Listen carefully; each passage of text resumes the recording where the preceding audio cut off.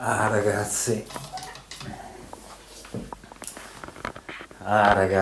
sono messo in un'altra impresa.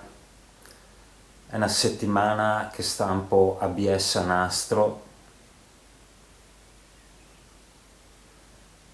e ho già fatto fuori 2 bobine e siamo solo a un terzo del lavoro completo.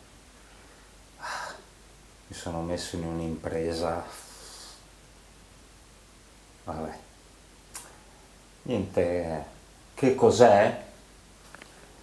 È praticamente il CMES,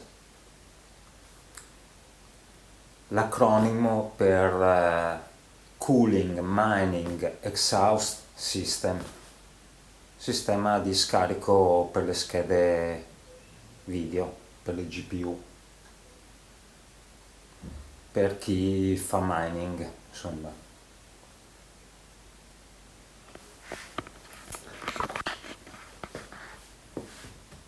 Qua vedete praticamente è un sistema modulare,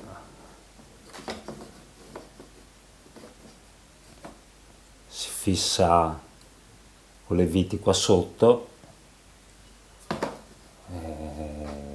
quindi un blocco per, cioè, un supporto scheda più una giunzione, e si fa per n schede e poi si attacca il tubo di aspirazione usando questi connettori qua che si montano a fianco.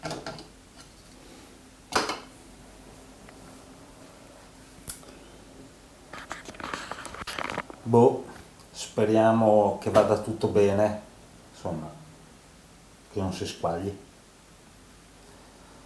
Ciao, a prossimo aggiornamento. Ciao e buona stampa a tutti.